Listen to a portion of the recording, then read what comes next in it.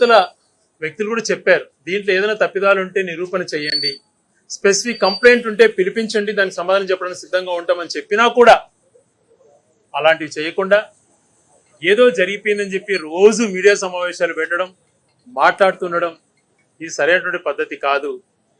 ఈరోజు ప్రభుత్వం అధికారంలో మీరున్నారు, మీరు అలా చెప్తే అలా అధికారులు మీ మాట వింటున్నారు. ప్రాపర్గా పలాని వ్యక్తి పలాని సర్వే నెంబర్లో ఈ తప్పు ఉంది, ఈ తప్పును వాస్తవాలు ఇవి అని ఎందుకు మీరు చెప్పలేకపోతున్నారు అని చెప్పి ప్రశ్నిస్తున్నాం.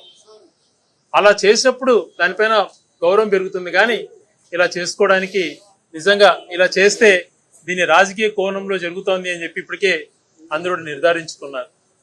ఇంకొక అంశం కూడా ప్రభుత్వ పరంగా ఈరోజు అనేకమైనటువంటి మేనిఫెస్టోలో చెప్పిన అంశాలు ఏది కూడా 2 నెలల పైన గడిచినా కూడా విధి విధానాలు నిర్ణయించట్లేదు, ఫలాని ఇస్తాము అని చెప్పేటువంటి ధైర్యంగా లేకపోతున్నారు. ఈరోజు స్కూల్స్ తెరిచి 2 మాసాలు అయిపోయింది. అమ్మఒడి గైడ్లైన్స్ ఇచ్చామని అన్నారు, లేదు మళ్ళీ అది మావి కాదు అంటున్నారు. అందరికీ అమ్మఒడి ఇస్తారా? బడికి పోయేటువంటి పిల్లలు, అది ఇంగ్లీష్ మీడియం కానీ తెలుగు మీడియం కానీ ప్రైవేట్ స్కూల్ కానీ గవర్నమెంట్ స్కూల్ కానీ ఎంతమంది పిల్లలు ఉంటే అంతమందికి ఇస్తున్నారా లేదా అన్నటువంటి విషయాలు ఇప్పటికీ స్పష్టం చేయలేకపోతున్నారు. ప్రతి మహిళలకు 1500 రూపాయలు 18 ఏళ్ళు దాటిన తర్వాత 60 ఏళ్ళ వరకు ఎప్పుడు డబ్బులు వస్తాయా అని చెప్పి వాళ్ళు ఎదురు చూస్తున్నారు.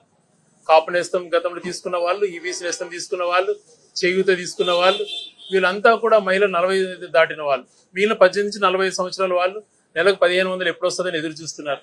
వాళ్ళ విషయాలపైన తేటతెల్లం చేయాలి. ఇటువంటి విషయాలు మాట్లాడకుండా ఇవన్నీ కూడా రేపు సంవత్సరం చేస్తాం, ఈ సంవత్సరం చేయమనంటే ఒక్క సంవత్సరం ఎంత నష్టం ప్రజలకు చేసిన వాళ్ళు అవుతారు? దానిపైన చెప్పండి మీరు సమాధానం. ఇటువంటివన్నీ తప్పించుకునే దానికి రోజు ఏదో బురదజల్లేటువంటి కార్యక్రమాలు చేయకుండా వాస్తవాలు ప్రజలకు తెలియజేసేటువంటి అంశాలు తీసుకురావాలని చెప్పి తెలియజేస్తున్నాం. ఈరోజు స్పెసిఫిక్ కంప్లైంట్స్ ప్రజల తరపున, ఓకే నా భూమి ఇది, నాది ఇలా అన్యక్రాంతమైంది, నాది పలానోళ్ళు తీసుకున్నారని చెప్తే దానిపైన ఎంక్వైరీ చేయండి, దానిపైన అవతల వ్యక్తి కూడా సమాధానం చెప్పాల్సిన బాధ్యత ఉంటుంది.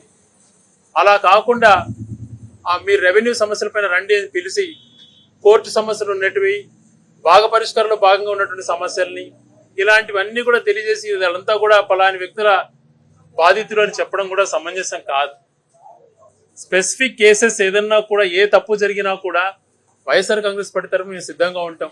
ఎప్పుడు కూడా పలాని ఈ నెంబర్లో తప్పు జరిగింది, పలాని వ్యక్తికి ఇలాంటి తప్పు జరిగింది, వీటిపైన మాకు సరైనటువంటి సమాధానం ఇవ్వండి అని చెప్తే అధికారుల దగ్గర ఉన్నటువంటి సమాధానం అధికారులు ఇవ్వండి. వ్యక్తిగతంగా ఎవరైతే నష్టపోయారని చెప్తారో వాళ్ళు కూడా సమాధానం ఇచ్చడానికి రెడీగా ఉంటారు.